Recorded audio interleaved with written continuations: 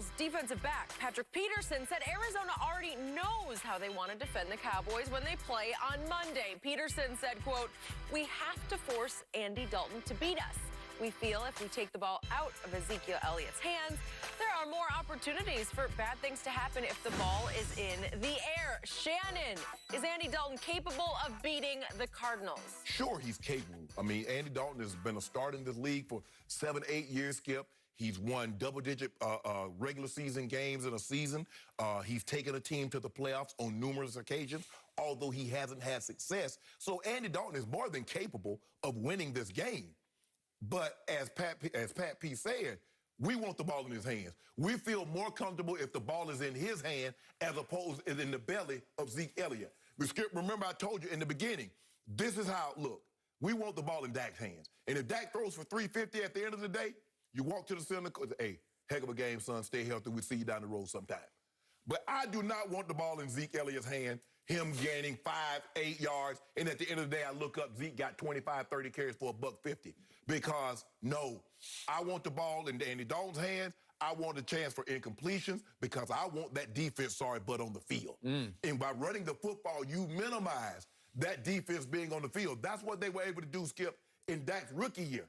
Because the defense still weren't very good, and they got exposed in the playoffs because you remember they skipped, they went a couple of 3-and-outs, and next thing you know, the score is 21-3. It was. And so that's why you run the football and protect that defense. They need protecting. The more they're on the field, the more they'll get exposed. Pat P is exactly right. Can Andy Dalton win? Sure. But I like my chances better if the ball is in his hands as opposed to Zeke Elliott's stomach. Maybe I shouldn't even say this publicly, but I'm going to, because I love Patrick Peterson. He's all class. Yep. Times I've been around him, I have great respect for him as a man and a player. He is dangerously underestimating what Andy Dalton is capable of doing. He called him a serviceable backup who could be a starter for some teams in this league. Okay. And obviously, you want to force the game and the ball into his hands. We get that. Okay. Let me put this in a Cowboy fan perspective to start with. You realize if Dak, knocking on wood for his recovery, if he had gone down this way a year ago, you know who the new quarterback would be? It would be Cooper Rush. They'd be in trouble. Cooper Rush has thrown 3 passes in his NFL career and completed 1 for 2 yards. Yeah. Okay, that's what you would have had for the rest of the year. It would have been over. It would have been over. Now you have an Andy Dalton who, let's go back to, he's from the Houston area, but he went to school, TCU, Texas Christian University, which is not far from Jerry World in Fort Worth, Dallas-Fort Worth, obviously. He now lives in Dallas, which is why he was very happy the Cowboys would even give him $3 million to stay home. And he probably stayed at home. He lives at home. Okay, in 2010, he was the starting quarterback for the TCU, what they're called the Horned Frogs. Let's also look quickly at 2009, because the year before he went 12-1, which set up what happened in 2010. They went unbeaten through the Big 12 all the way to the Rose Bowl, 13-0, and they were making their case for BCS. Right. Remember this? Yes. And in the Rose Bowl, they beat Wisconsin 21-19, and the MVP of that game was Andy Dalton. He springboarded from there barely into the second round of the draft because he was the 3rd pick in the second round. So he was close to being a first-round pick of the Cincinnati Bengals. And as you noted, for those first 5 years, he averaged 10 wins a year. He had weapons. He had A.J. Green, who came in when he came in. He had Jermaine Gresham, University of Oklahoma. He had Sanu early. He had Tyler Eifert fairly early. He had Marvin Jones, so he had weapons. Yes. But not like these 3 that he has right now. Correct. He had some pretty good running backs. He had Cedric Benson and Ben Jarvis Green Ellis and Jeremy Hill and obviously Giovanni Bernard, who can catch it as well as run with it. But he didn't have a Zeke, right? Correct. Still, over the first 5 years, he made 2 Pro Bowls, and he had 124 touchdowns to 73 interceptions. And then he continued on. The next year in 16, he made a Pro Bowl. It was 18-8. And then the next year in 17, he was 25-12 touchdowns, interceptions. 18, he was 21-11. And finally, he hit the wall because they did. And in his starts this past year, they were 2-11. They were a horrible football team. They got the first overall pick, and they went with Joe Burrow. Smart move. They needed to move on into their next life. Correct. Okay, so for his career, you look at this, he's thrown over 200 touchdown passes. That's 204 to 118 interceptions. I got to tell you, that's pretty great. Yeah. Okay, 3 Pro Bowls. And he stepped in the other day, late in the game. He got off to a shaky start, fumbled a snap from his rookie center, who's was third string 2 weeks ago, and Biotish from Wisconsin. And yet, did he unravel? No, he kept his poise. And if we could just quickly see those 2 throws he made, and by the way, people say he can't move, but I thought he moved pretty well on the first throw because he had to bolt the pocket, run to his right. Yeah. And It's a big time. watch this. I mean, there's a little bit of mobility there, and then throwing across his body, a rope. Gallup kept his feet in bounds. You can argue it was a better catch and stab with your feet than it was a throw. No, but I it was a good throw. think that throw was better than this Then throw, he actually. went bombs away and just made sure he got it up and out where Gallup could go up and snatch it up high. And that won the football game right there. So that's a big time throw to me. Okay, so he is capable of doing that. Yes. So I got you. So let's say the Cardinals come in. By the way, they've lost Chandler Jones. He tore his biceps. Yeah, That's a big loss. Yes. Okay, big loss. Because he's going to be whipping that left tackle's Okay, butt. would he be? Whew, he'd be all over Andy Dalton. But the point is, are they going to load the box against Zeke? Are we going to see 9, 10-man fronts against Zeke? He's got 3 potential Pro Bowl receivers, 3 potential 1,000-yard receivers. The 3 of them, to me, are better than anything he ever had in Cincinnati, which was pretty powerful. I don't know about I think A.J. Green better than all those. Okay, well, you could make a case. I'm talking Green? about the 3 of them. Oh, yeah, no. He never had that. Just the 3 of them. Yeah. Because he never had 3 receivers. Because he did have Sanu when he was right. Yeah. When he was really good. Sanu and A.J. And Tyler Eifert. Okay, Yeah. it was pretty good. Yeah. But not this. this, no. Okay, I got it.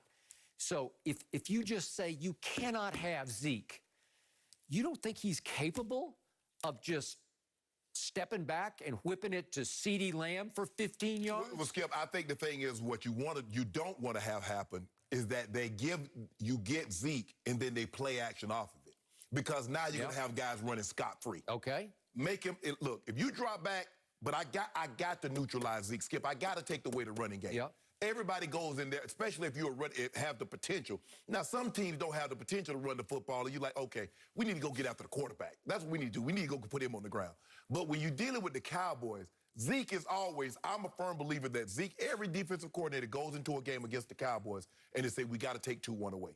We got to take him away. I got it. Okay, I'm with you.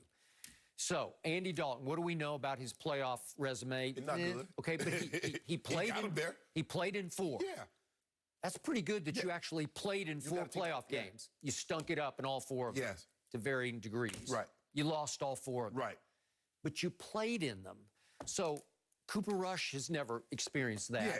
And they just signed Garrett Gilbert from SMU. Yeah, in Texas. Remember, he was a 5-star blue chip Texas high school star. Went to University of Texas, flamed out there, went to SMU, was pretty good there. But anyway, I guess he's going to be the backup. Right. But the point is, has Garrett Gilbert ever been on this kind of stage? No. Well, at least Andy Dalton was the MVP of the Rose Bowl. That's pretty good. And he's been a starter, Skip. You always trust a starter in this. I mean, it's not like he started 1 season. Yeah. Andy Dalton started 7 to 8 years in the NFL. So I would say I think he's more than serviceable. I mean, anytime you've been a starter for that length of time and had success, it wasn't like he's been a starter, Skip, and never made the playoffs. Yeah. I mean, that's Ryan Fitzpatrick. That's Josh McCown. Yep. Those guys have been starters and never made the playoff. Andy Dalton made the playoff 4 times. Yep. So obviously he's a solid quarterback, and you give him the weapons that he has now. The question, and I think what Pat is saying, we want him to beat us. We don't want Zeke to beat us. I got it. But when you, to me, dismiss him as a serviceable backup, I think he's a little better than that. He's much better than I think a little better than that. And by the way, several of the players said the first thing Andy Dalton said to them when he ducked into the huddle the first time, as the emotions were just running high and crazy, the loss of Dak and the shock of it, and he ducked in the huddle and he said, "This is why I'm here. This is why I signed here. Let's go win this thing." So it calmed everybody back down because he's done this before. He's won a whole bunch of games in the regular season. Yeah, and that's what you want, Skip. You want your veteran quarterback to come in when he's coming in. Yeah. Obviously, they know Dak's not coming back this year. I remember when that happened, when Brian made the move in Tennessee to Trent. Brian Billick. In to Baltimore. Trent From Baltimore, right. He made it from Tony Banks to Trent. Yep. I remember Trent coming in the huddles and the guys, I've been here before. Trent Dilfer, Trent Dilfer is like, I've been a starter before. Well, we didn't win Trent Dilfer was like the... Either like fourth pick of the draft. Fourth pick of the draft. Okay. We didn't win the game, Skip, but it was the confidence that he came in with that, like, okay. I'm like, man, you know what? We're going to be okay. And when somebody says it, you know that they believe it or they don't believe it. Yes. And I think this team knows he believes in himself. Yes. Yeah. It's like, Skip, just like when we had, John went down, John hurt his hamstring. Yep. And Bubby Brister. I remember. Well, Bubby had been a starter. In Pittsburgh. Yeah. He had been a starter with the pretty Jets. good. Yeah. So, Bubby, just keep it in first. You got a Ferrari, bro. Yep. Keep it in first. You don't have to rev the engine. Just go in first. We got this. We're going to run to it. Yeah, that's what I told him. Make the playoffs with him? Yeah. No, we didn't make the playoffs. He kept it. Actually, we averaged scored more points when he was in than went with John. But we ran TD. Throw it to Ed, throw it. First one open, throw it to him. Don't worry about reading nothing. The first one open, give him the ball. We gone. Okay, but you didn't make the playoffs. Yeah, we made the playoffs. Oh, you did. That was the 98. That was the 98 season. Oh, okay. We But he was. He played 4 games. He started 4 games. But Elway was back. Elway came back. Yeah. All right. He hurt his hamstring against Dallas. I got it. After we had beat the brakes off them, we running up and down the field so much on him. Skip. He hurt his hamstring. People always go south against Dallas. Yeah, right? It's just one of those things. It's a cowboy thing. Yeah, I don't know. It makes sense. Yeah. You know, guys, Conor McGregor is apparently coming back to the UFC. I'm done with his retirement. Oh, my goodness. He's back, and we've got the latest next.